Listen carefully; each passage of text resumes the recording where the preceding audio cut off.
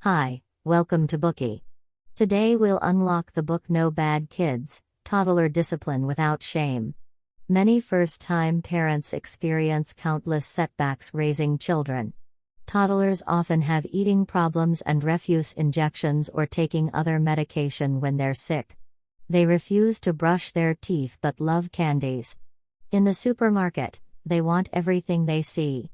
In these situations, when ordinary communication doesn't work, parents sometimes yell or worse hit their children even though they know physical punishment is ineffective and damaging.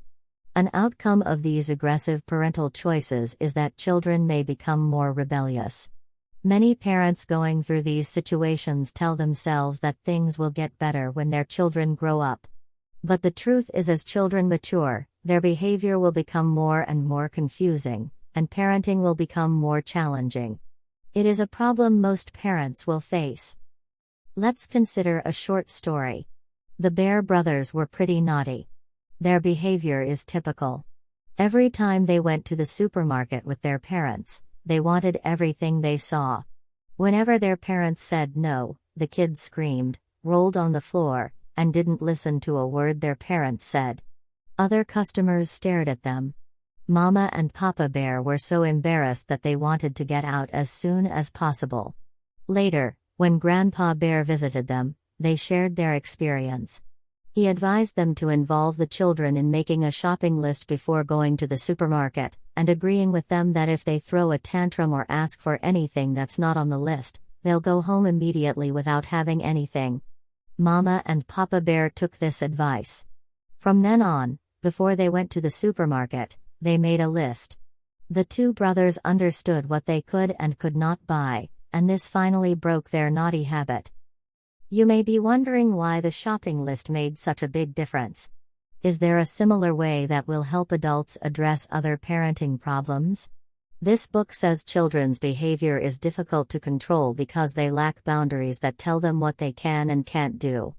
Basically, these are rules.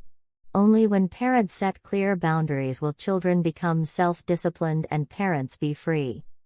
The book's author Janet Lansbury is a veteran parent coach and U.S. parenting expert. For over a decade, she has served on the board of Resources for Infant Educators, RIE, written childcare articles, and been a frequent speaker at early childhood conferences.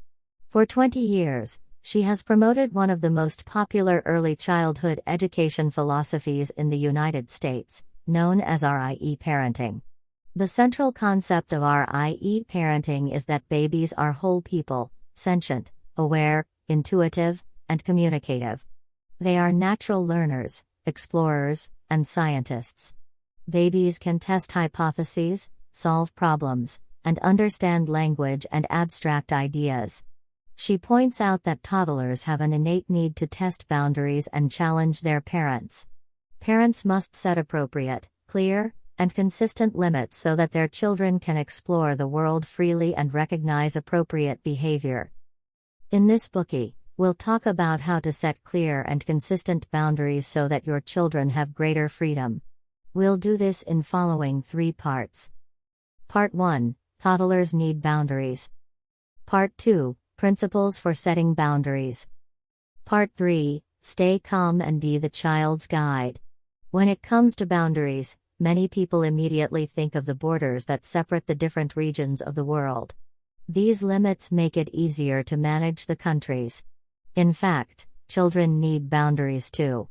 Imagine driving through a bridge in the dark. If the bridge has no railings, we'll drive across it slowly and tentatively. But if we see railings on either side, we can navigate the bridge with confidence. The railings give us a sense of security. A child also needs boundaries to act as railings.